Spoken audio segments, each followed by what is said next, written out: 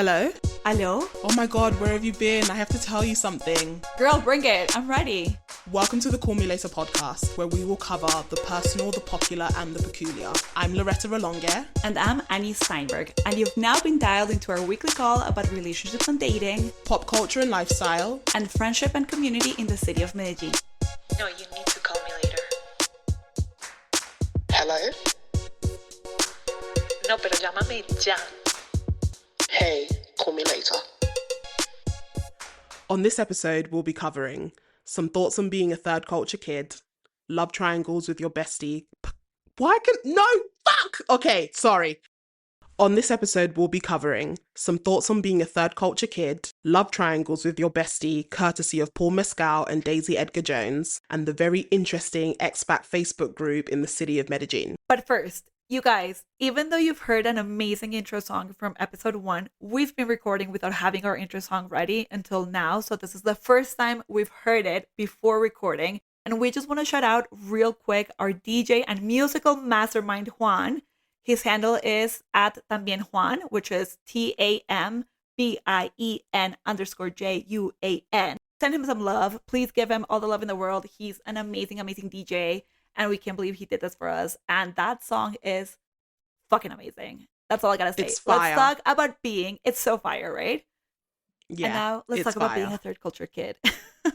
So the difference between Annie and I is that Annie grew up in Medellin and has exposure to two different cultures. I am from two different cultures, but I moved to Medellin actually as an adult. But surprisingly, I actually think the two of us have quite similar stories to our experiences living in Medellin currently, but with that sort of like external lens. Do you get what I mean? Totally. So why don't you give us a little bit more background about your background, and then I can add a little bit of my own background, just so we add a little bit of extra context for the people. The people must know, Loretta. So I was born in Nigeria, and then I moved to London when I was 4 years old, and then I lived in London for 20 years, 22. I then did a little bit of a stint in Paris for a year. And that short year did actually inform a lot of who I am today. Definitely. And then I moved to Medellin in my late 20s. That's kind of my lowdown. What's your lowdown for the people? My lowdown is that I was born in Medellin to a Colombian mother and Argentinian father. At 4 months old, I moved to Argentina. And so I actually learned to speak Spanish in Argentina. So that was my first accent, actually, which is in English, it would be as different as like an American and a British accent. And so that's where I spent my first few years. Then we moved back to Colombia. Then I lived to Colombia until I finished high school. And I moved to Canada for university at, freshly 18. Then I moved to Spain for my exchange term, which was also very short, but also very informative. Then back to Canada. I lived in Canada in total for 13 years, and now I've been back in Colombia for 3. So with a little back and forth still, because like Canada's still, I still have like 1 foot there, 1 foot here. But that's essentially kind of like the mix, if you will, of what's been going on. Some of the things that I faced moving to Colombia and living in Paris as well, there were some obvious challenges. I don't speak the language. As I've said previously, I don't speak but one lick of French, and my Spanish is, it does what it needs to do, But give yourself credit, Loretta. You're amazing. No, like I will parenthesis, if I may. You need the confidence of one of the white men that we're going to speak about later on in the podcast. Because these men come to this country being like, oh, hablo español, gracias, por favor, buenas noches. And that is all they have to say. Not the buenas noches. But you know what I mean? You speak Spanish I understand that like you have high standards for yourself. So it's not as great as your English, obviously. But you have a Spanish that is clear, that is concise. You have great vocabulary. You have a beautiful accent at that too. It's like very I love it. It's adorable. Oh, thank you. So own your fucking Spanish. Your French, however, let's try. No, my French. Say something. No. My French sucks. I can order in a restaurant. I can say, "Do you speak English?" That's it. That's it. That actually reminds me of a flight I took from Rome to Paris. This one time I was with my brother, and this guy was sitting on a row, and he literally, I could see every muscle in his body contracting to like put the sentence together. And he says, "Pardon." parlez-vous France? And we were like, it's okay, we speak English. And he was like, oh my God, thank God. You know? No, I have been that guy. I have been that guy. Parlez-vous. No, shout out to that guy for real. That guy is all of us. He made an effort. Yeah, for sure. So there were challenges such as language, which I had anticipated. I anticipated struggling, especially my first couple of months in Medellin. When I had to call, I don't even know who I needed to call. I think I had to call, I don't know, EPM to do something. No. I wanted to kill myself. I was like, oh, so I'm going to die. Because the woman on the phone... No, and the extra layer of not seeing the face and not being able to like, express yourself with like your hands and your gestures, that surviving a phone call, girl, that's another level. I'm sorry. Surviving an EPM phone call, marica. That is, even for Colombians, it's challenging. So I said, oh my God, I don't think I understand. And so there were challenges like that. And then there were things that I did not anticipate at all. And this is going to really show my eurocentrismo. It's really going to show my Eurocentrism. I don't even know the word in English, right? It's really going to show my European centricism, which is that I think that everything should just work the way things work in England. And I wouldn't outright say that, but obviously subconsciously in my mind, the way I was operating and navigating the world, I would just be like, why, what? So for example, when you have to pay for your Sura healthcare, I explained this to a friend in England. Yeah, I explained to someone in England. So you have a thing with Sura, you have a insurance with Sura. I then have to log into Aportes en línea. Right? No, don't laugh. Girl, it's not funny. No, I'm so proud of you because I struggle with it and I'm a local. Like, I can't even imagine what you go through. Like, you have to log into Aportes and then from there, you log into PS, right? And you have to make an account with them. And then from there, you have to log into Bancolombia. And I said, que gonorrhea. This is fucking bullshit. For real. Like, no. It is. That's 4 websites just for me to sit in, I don't know, Calisans and have them ignore me, you know, at my fucking EPM. That's crazy. And so there were things like that where I didn't anticipate at all. I'm sure that you have similar struggles as that. I have some triumphs, but I'm sure you probably had some similar struggles living in Canada when you were in Spain, you know, coming back to Colombia. Sure. Maybe in Argentina, you were perhaps protected a little bit because you were younger, but I don't know. Let me know. So, you know, I think for me, my whole like third culture kidness has begun even with like watching my dad be an immigrant in Colombia, right? So he moved here in 83 and it was a different country. It was a different country, you know, like Colombia has like really grown. And, you know, at the time that he came, Argentina, I'm trying to choose my words carefully because I don't want to like hurt any feelings, but like Argentina was more developed in some senses than like Colombia or Medellin at the time would have been, right? No, I get it. He was also used to the way that like things were done there and having to move here and the amount of like struggles that he faced and like we faced, quote unquote, because like, I mean, struggles, right? But like that we would witness.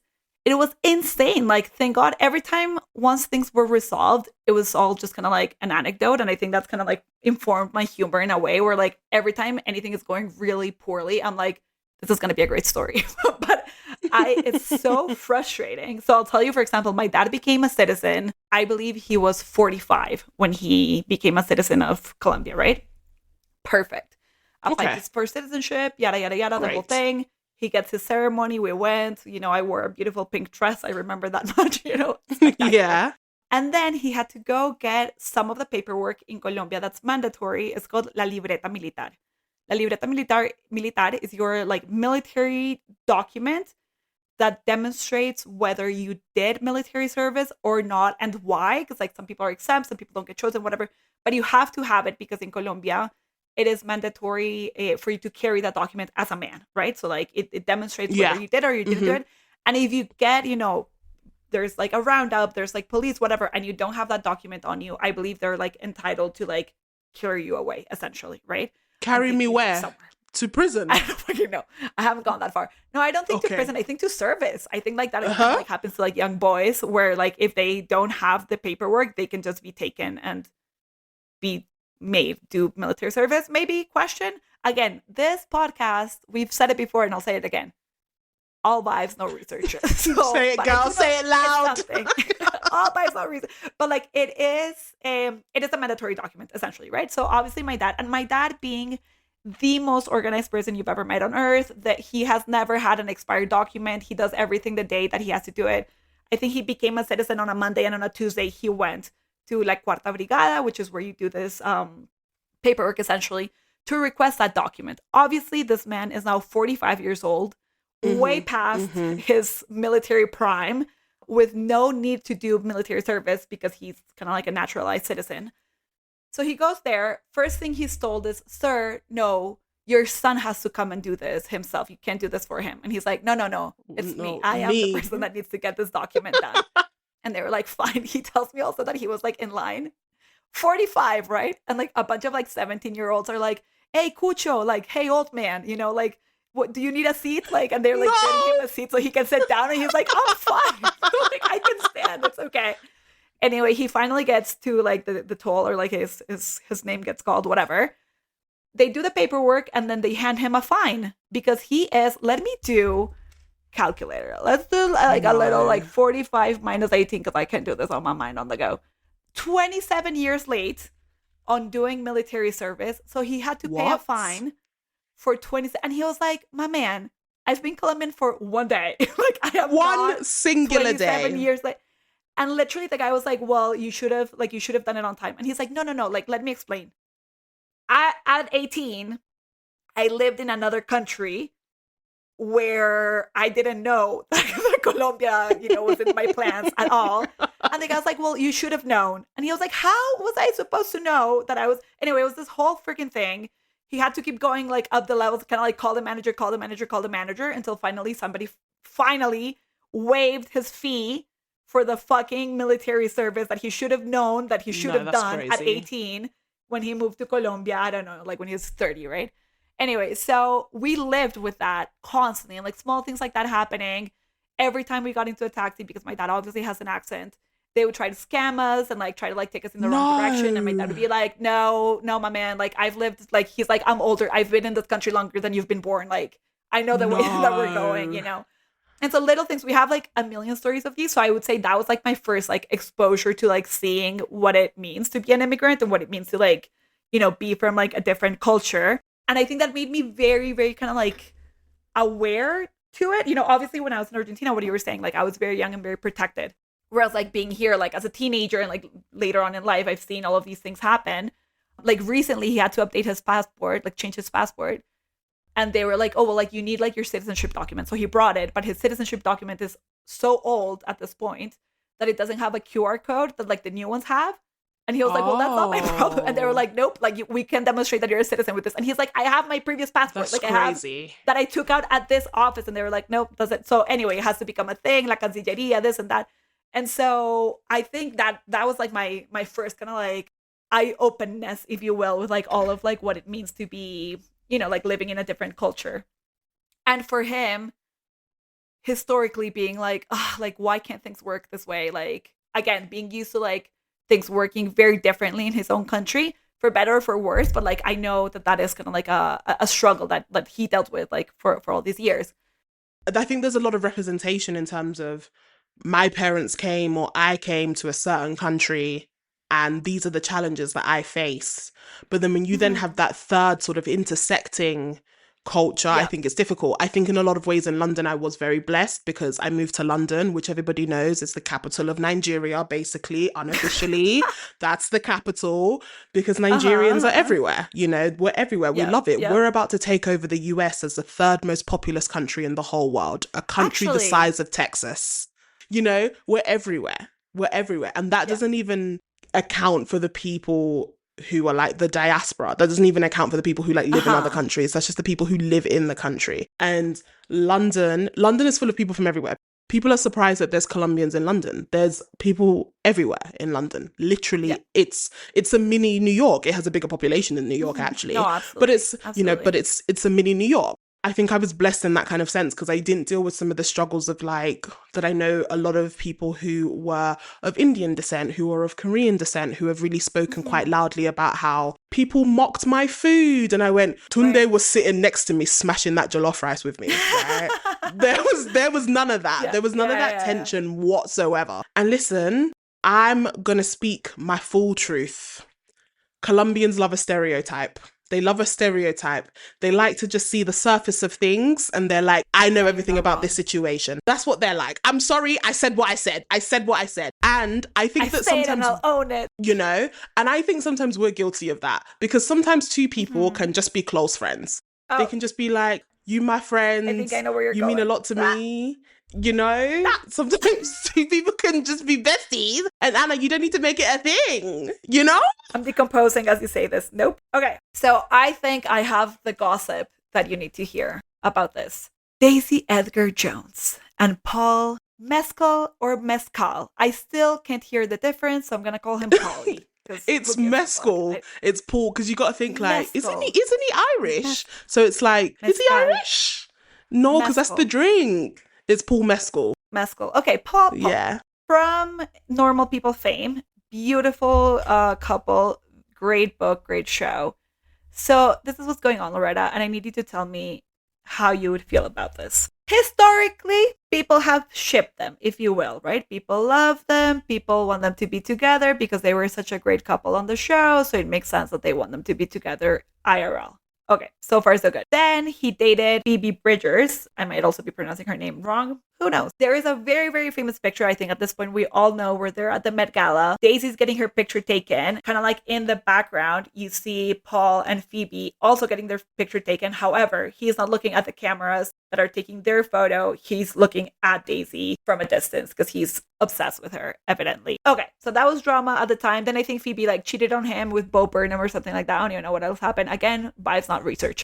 Now he's dating Gracie Abrams from Nepo Baby, J.J. Abrams fame, or great singer. However, recently Gracie was on what I believe was a live or posted a video or something where people assume this was filmed at Paul's place because there's a picture on the wall, a framed black and white picture on the wall of Daisy and Paul, kind of like lovingly, longingly placing each other's head, kind of like what our profile picture for this podcast is. Just kind of like, you know, nested in each other's kind of like necks and heads. And I am not, Loretta, I have said this before, I don't have a jealous bone in my body. I'm actually a little too dumb, I think, when it comes to that. I don't give a fuck. I think I've never been cheated on. The thing is, do I want a framed photo of like the girl that you love so much as your best friend on the wall?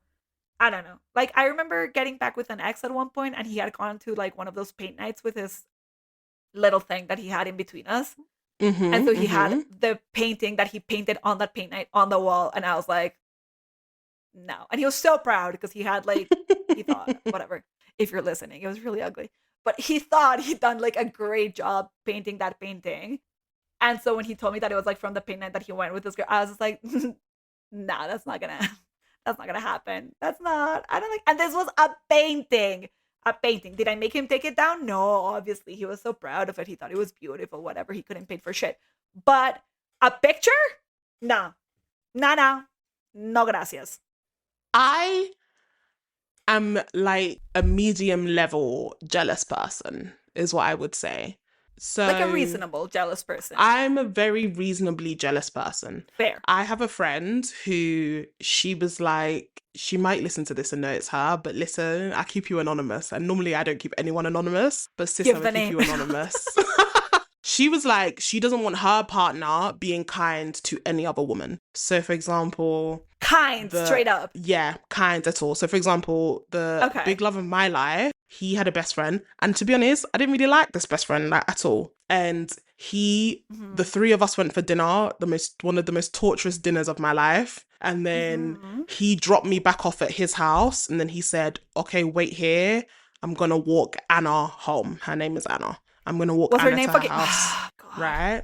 And then terrible and that was fine. No, and honestly, and I was fine. And then he walked her home. He came back like 2 minutes later, and then that was that. So I was telling my friend this, and she was like, no, I would fucking hate if my boyfriend did that. Why the fuck are you walking another girl home? I said, sis, be an ally.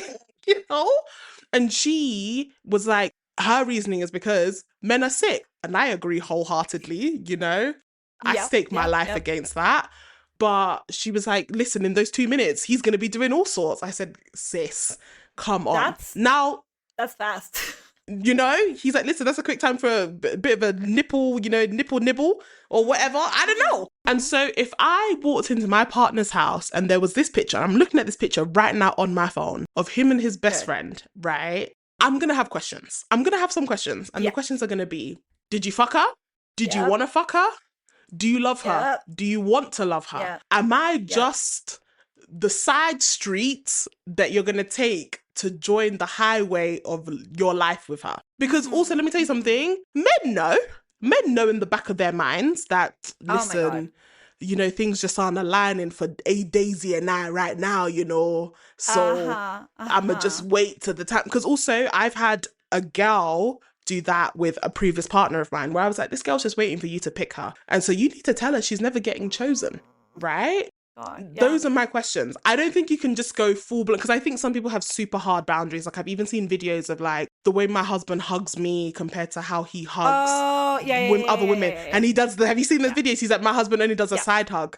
I said, that means you don't trust your husband. You're telling me we can't do quick full blown hug 2 seconds, or in those 2 seconds we fucking, or those 2 seconds he's smelling my pheromones and we're in love. Like, sis, get some fucking self-esteem. I'm sorry, that's harsh, totally. Right? Totally. But get some stuff. I'm sorry. And also, if someone is making you feel that insecure, then maybe that's something that you need to be discussing. Maybe that picture's up on, what's her name? JJ, Daisy, Dovey. Which of all of them?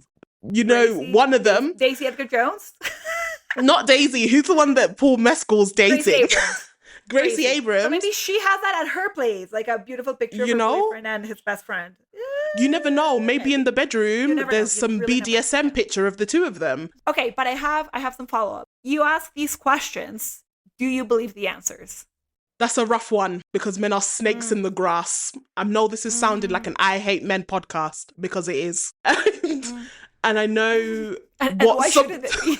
Exactly. No, because some people, I'm actually just going to change the people, because, like, you know, we're all guilty of this. Some people cannot open their mouth to tell you the full truth. Some people are completely like that. I used to be a big Made in Chelsea watcher. I don't know if you watched that growing up. It still goes on to this day, but I don't watch it anymore. Okay. Made in Chelsea. It was the elites of London basically running around London acting like fools. You know, it was just rich people acting dumb. Okay. That's all. And is it kind of like Gossip Girl, or is it a reality? Literally like, exactly like Gossip Girl, but it is like, it's real people, but it's like, it's reality TV, but it's the drama of Gossip Girl. And there were people on there where it'd be like, oh, Jamie kissed me, Jamie Lang kissed me, and then he'll be like, no, I didn't, and he would go to his Jamie in the Lang! face. Yeah, he was on Made in Chelsea. Whatever. Yeah, he that's how they met. They're on the Made in Chelsea. So they're on the they were on the Made in Chelsea TV show. That's how they all kind of got is he their an fame. asshole? Well, he was, and then he did, you know, a 180 to be with Sophie. But like back in the day, he kissed Lucy Watson. Then Lucy was like, not Jamie Lucy kissed Watson. Me. Right? Do you know all these people? You know. So he kissed Lucy Watson. Then Lucy was like, Jamie kissed me. He was like, no, I didn't have a girlfriend. I wouldn't kiss you. He was like, he said, Lucy, you're delusional. You're deluded, right? And then at the end of the season, he was like, I did kiss you. I was just trying to protect my girlfriend. I'm so sorry. That's a man. I'm sorry, I meant to be saying people. That's people. And so I find that sometimes people you ask them a question and they're going to lie to your face to save themselves. They're always going to spin you some fucking shit about, it's to protect you, baby. I don't want to hurt my wife. You don't want to hurt yourself because your wife's going to hurt you. I don't know how I've switched back to it being men again.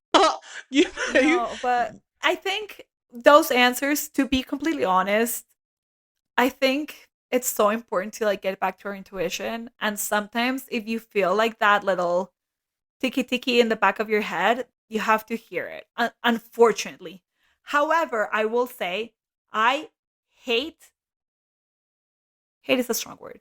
I hate boyfriend, my friend's boyfriends or my own boyfriend that can't be social and fun and nice. And I've been blessed, and I've said this I think many times before. I don't know if on this podcast, but in life I have for sure. Many of like my friends, my closest friends, have chosen such great fucking men for themselves, and I have benefited exponentially. I've been helped move. I've been, you know, like supported through difficult times. I've been, you know, like allowed to like come and stay and like hang out with them. I've been asked to like help plan surprise parties with them. Like my girls have great men for the most part. You know who you are, the ones that don't. But for the most part, they have great fucking men. And my men, I want them to be the same way. So I haven't enjoyed when I've had boyfriends that are like very close up to like my girlfriends, that are like not nice, that are not like charismatic. If we go out like with my man and he like buys the drinks for everyone, like I love like a charming man. However, it is tricky. Like I want my guy to be able to like sit and like enjoy the sleepover and like the gossip as well. I want him to be able to like debrief with the girls. I want him to like be able to just kind of like be nice and lovely. However, that type of friendship, all good, all cool. But like, if you're telling me that you have like this big kind of like intense relationship with someone else and that person's picture is on your wall, I'm just like, ugh, I don't know. Like it's exactly what you said. Like it makes me feel like I'm just like a what do you call it? Like a side road, and this is a highway. Like I don't like it at all. And especially somebody that's like in the media and there's been commentary about it. I think there is a kind of additional level of difficulty when you do kind of involve the media as well. Imagine you're in your relationship and everyone has an opinion. Like the whole world has got something to say about, oh, this is so awkward. I'd never tolerate that. No, and blah, blah, blah, blah, a blah. nightmare. Right? And I'm someone who's very guilty of just letting people who are just in my normal social circle, let alone, some dude from New Zealand, comment on the fact that, Paul Mescal hates me. Paul Mescal hates me. Paul, Paul, full stop, hates me. I'm very guilty of that. If someone who I kind of somewhat value their opinion, if they say something to me about my relationship, I'm looking at my partner sideways. I'm looking at you like, oh, but that, Georgia said this. But then sure. I think that's the element of it. I think it's the fact that relationships are difficult nonstop, and the only person that really knows what's going on in them are the people who are in it. I still stand by a lot of what I said, which is that men are horrifying and they're scary. And when I say this, of course, I'm not saying all men, of course not, but I'm saying most of them, and proof of that is that like not all men. No, but it's most of them. I mean, most of you. And proof of that they're horrifying is, are you in that Medellin expat group on Facebook? Have you seen? Have you seen? Girl, that group, I know you're like a Facebook girly through and through. I love it. Don't use Facebook that often. Like I use it because of like my real-time job, you guys. Unfortunately, it's not podcasting, but I do get recommended through like Facebook groups a lot for like graphic design. So I have to keep it. However, every time I open Facebook, first thing on my feed is a post from this page. And it's hate watching. It's the same as like hate watching as watching like a terrible show that you hate. But it's fascinating to me. I can't look away. It's a train wreck. Tell me, so you joined it and you left it, right? Or what has your experience been with it? I'm still in them. They're just muted. I don't want to see any notifications. I don't want to see a thing. Okay. I'm not someone who is inherently an anxious person, but when I'm going through something difficult, I don't want to see things that then drive anxiety. And I find that a lot of and it's not just one Facebook group. There's the really big one. I think the really, really bad one is Gringo Paisa. That one is like, you better come covered in like a shield of armor, because you're about to be told incorrect information. That's probably the worst of it. Like men with their full chest. I actually don't even know that one. So no. Oh my God, it gets worse. Gringo Paisa, no, because they're gonna with their full chest give you information that is fucking wrong. And if you are not someone who's able to discern and investigate and confirm things for yourself, they're going to sail you down that fucking river. That's probably my biggest issue with it. But then it's also stuff like, where's the softness? Where's the softness? Where's the kindness? You get people who come onto it and they just ask something like, hey, I'm looking for a handyman who doesn't do a shoddy job because I've had really bad experiences with the ones I've worked with. And it will literally be like, why don't you just move back to your fucking country then? I'm like, listen, you're giving England coded. Listen, we are not in the United Kingdom of Great Britain and Northern Ireland, right? You gotta relax just a little bit. You don't have to come with all that aggression. And they will say something like so aggressive. And I just don't understand. Someone will say, unfortunately, I was robbed last night. And it's not that they were like robbed in Provenza, like maybe they were walking in Laureles and someone took their bag. Unfortunately, I got robbed. So how can I, get a new one of this? Well, that's that's your fault for coming and flashing your. Hey, listen, right?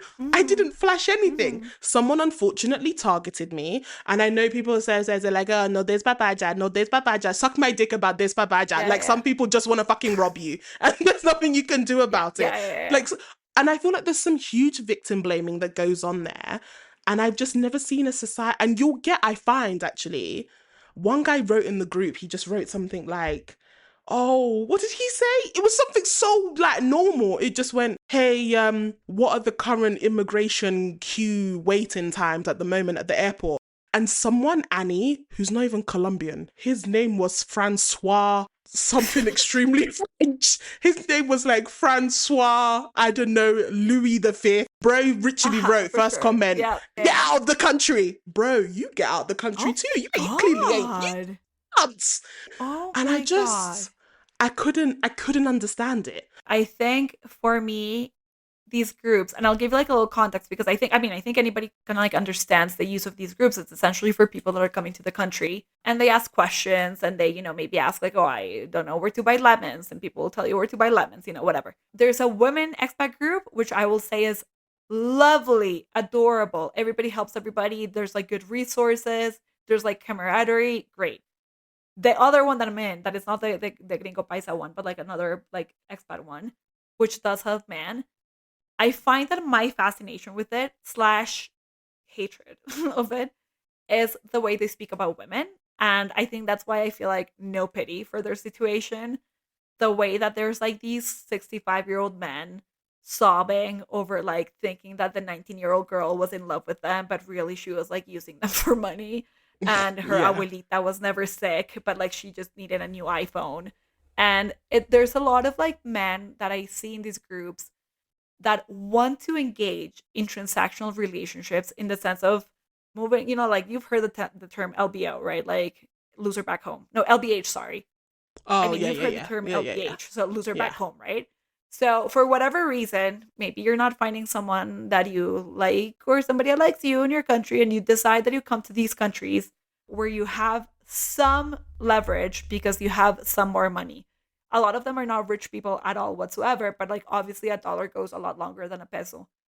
And so you come in with the energy of, oh, I'm gonna have this power essentially, or like this bargaining chip to use over these women that I want to get, which are these gorgeous, like 17, 18, 19-year-old girls who barely speak English, who, a lot of the times, and you want to hold this over them. But then when they engage in this transactional relationship of like, okay, then give me money, you're like, oh, pero por Dios, like I thought it was meant to be love. And that's where I'm just like so fucking annoyed at them, because I'm just like, no, like you weren't giving love, you were giving money, and you were holding something over these women, like I've literally seen posts. I honestly, every time I see something outrageous, I screenshot it because I'm like, if I run into this motherfucker in life again, I want to be able to check that it's not the person that like posted this, of them being like, oh, there should be a visa where like you can take like a Colombian woman like back to like the States or whatever for like 2 years until like you run her dry and then you return her.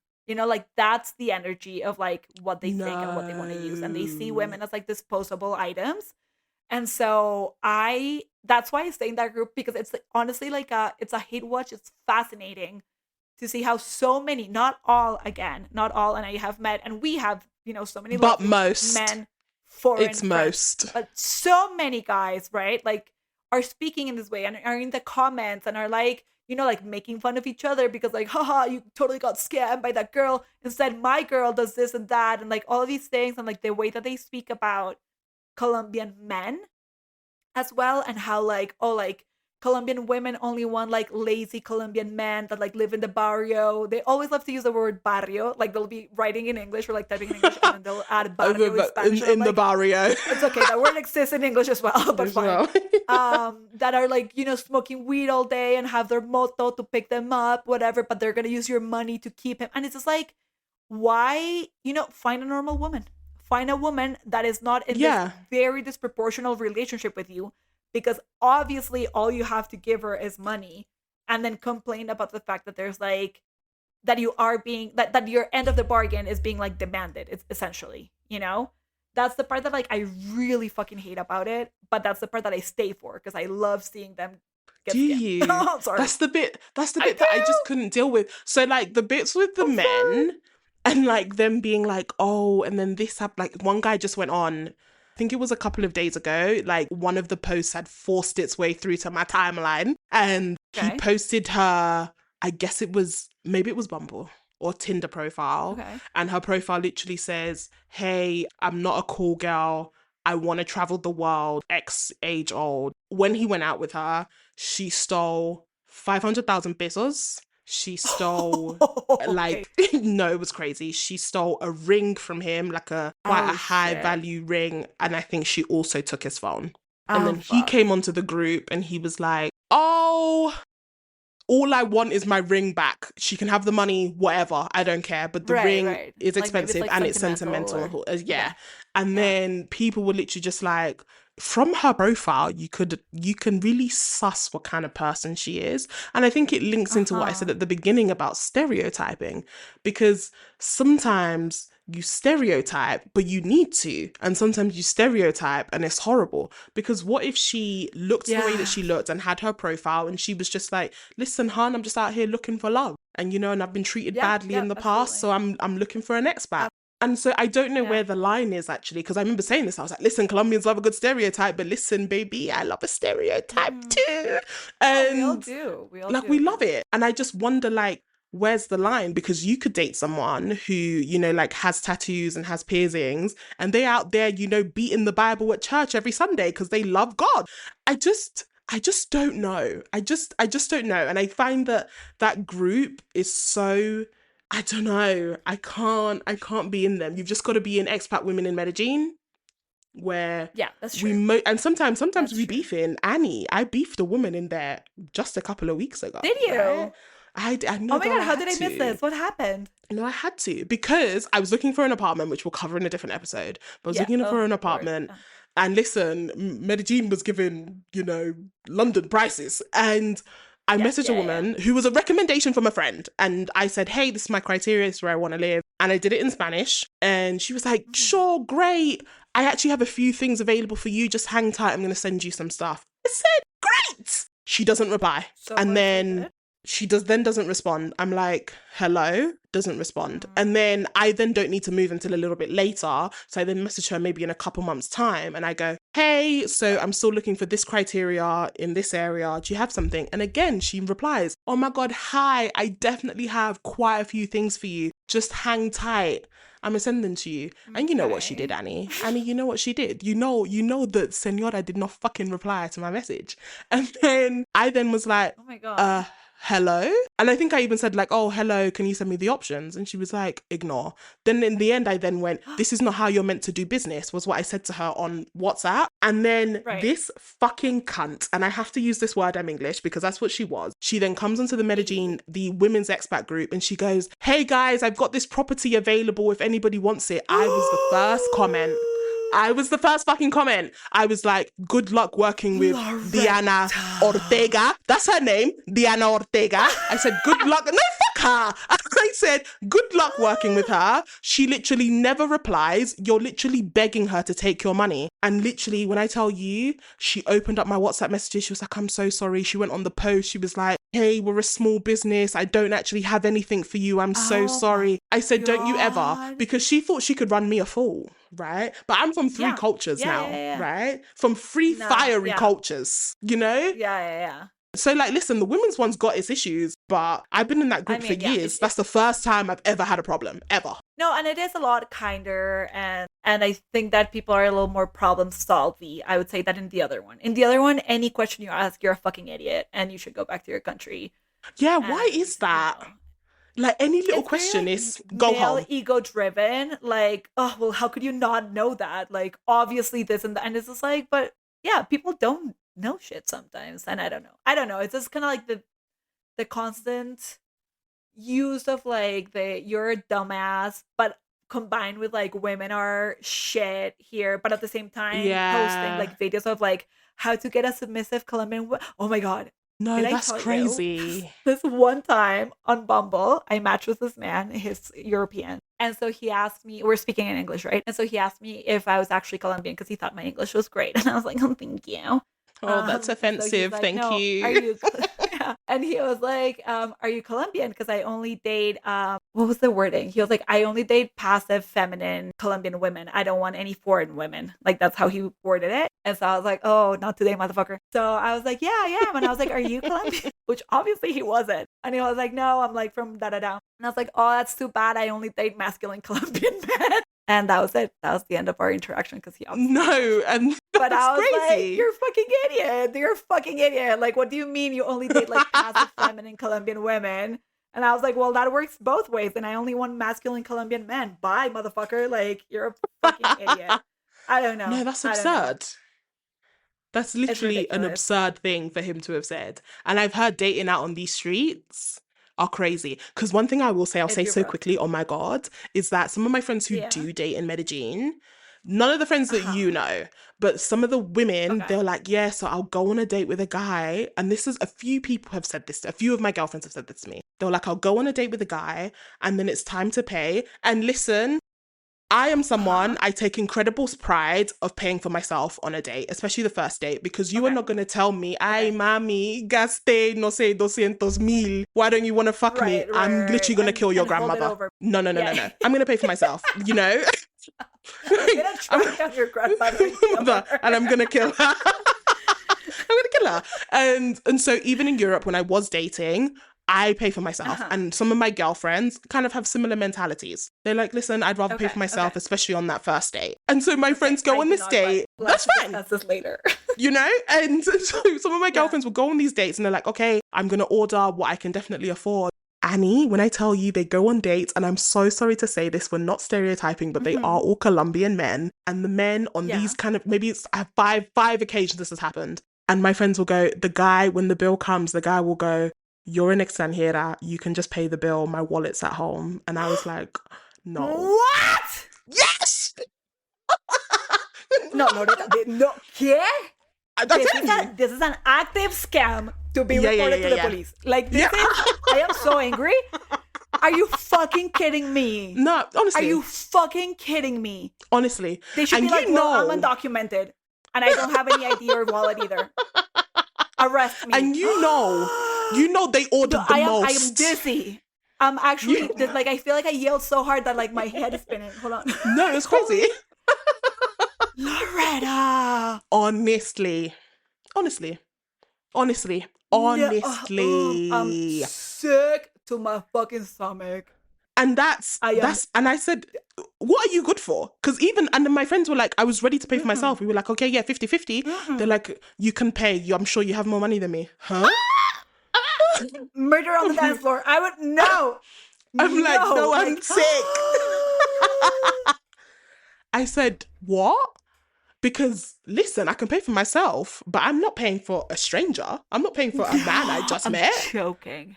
And then literally they would be like, we would just have to pay because what are you going to, I know in the US, maybe you can wash some dishes and pay your debt. I don't know if that's a myth, but like, I feel like in Colombia, they call the police, you know, and you have to find the money from someone. So literally my girlfriends would just be like, yeah.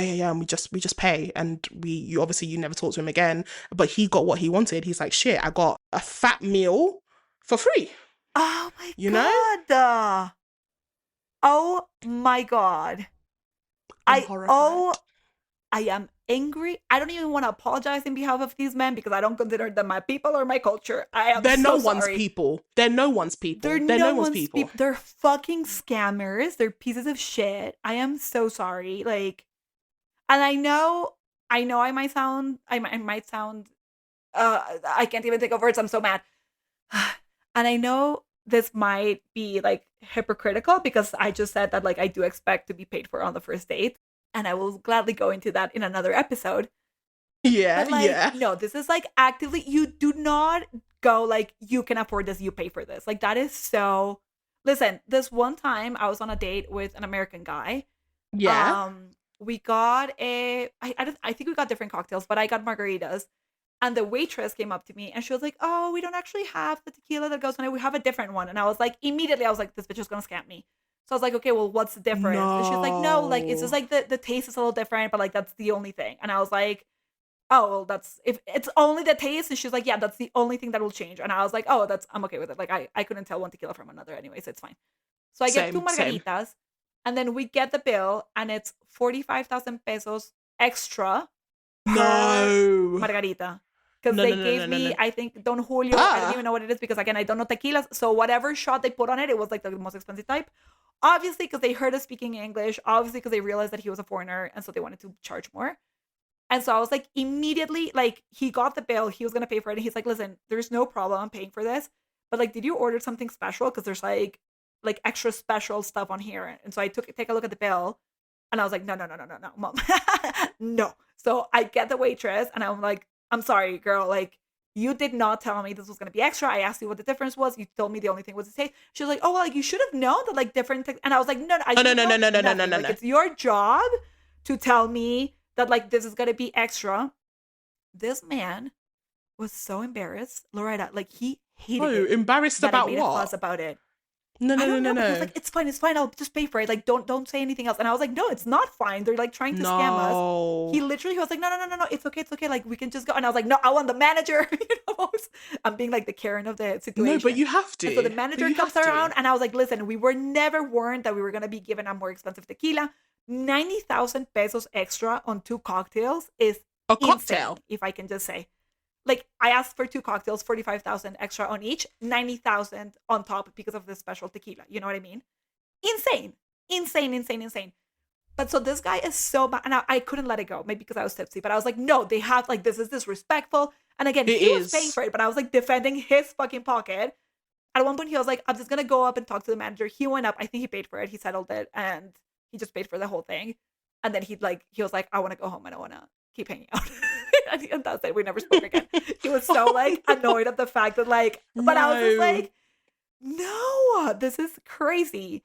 But then, like, I will defend your pocket, and I will take care of your pocket, and I will not order something that is super expensive on a first date or something like that, especially because, like, I know that you're likely gonna pay for it. This is criminal. What your friends went through. Poor things. There should be a support group. There should be, honestly, shouldn't there? I can't. I am Because imagine that. bewildered. And especially because in Colombian culture, and I know I'm speaking for a lot of people, and I know I left the country for many years. So, like, when I left in 2010, things were one thing. Now in 45, I don't know what year it is, it's another thing. But, like, it is very much a part of our culture that, like, a man will pay for, like, an outing. So no, I'm so mad. And they should have been just like, oh, well, that's really funny because I didn't bring a wallet either. You know? I guess we both go to the police. You know, we both go in police station. No, like, but that's oh like humiliating. God. That's humiliating. It's horrible. Like, it's how can you? It's not even about. And I know Colombian culture, the man's meant to pay, and I think that's what's led to a lot of that entitlement in these like expat groups. Because I think in the US, I think it's similar. Mainland Europe, I think it kind of really depends on the person. There's more 50-50-ishness. Yeah, there's more 50-50-ishness. Right? Yeah, there's more. When I did date, we used to do rounds at a bar. You're never catching me going to dinner with anyone on a first date. What if I hate you? Now the fucking meseda's I'm like, not gonna get trapped for this. You know, do you want a dessert? Bitch, I want to leave. You know? And so get me out of here. Get me out of here. I think perhaps that's where it's feeding into as well in these like these co-ed, I should say, expat groups, because it's like, well, I'm putting down more money on you than anyone ever has before. And I think it's just, it feeds into the rhetoric and to the narrative, which I think might be synonyms, that women are something that you buy and you purchase and you trade. They're not someone that you invest into. And I found that, so we're recording this a couple days after Valentine's Day. I don't know if you noticed this, Annie, but I found Valentine's Day this also, year. Also, Happy New Year, motherfucker! It's the year of the horse. Pew, pew, pew, pew. And I don't know if you noticed this, but Valentine's Day this year I found was like so sexual and like transactional. It was all like, make sure you get your bikini wax for your man, or like imagine like your man spends all this money on this event and you're on your period and you can't put out, and you're like, I'm not a vending machine where you put niceness tokens in and you receive sex in return. But like, I actually have to go, so call me later. Call you later, girl. Bye. You need to call me later. Hello? No, pero llámame ya.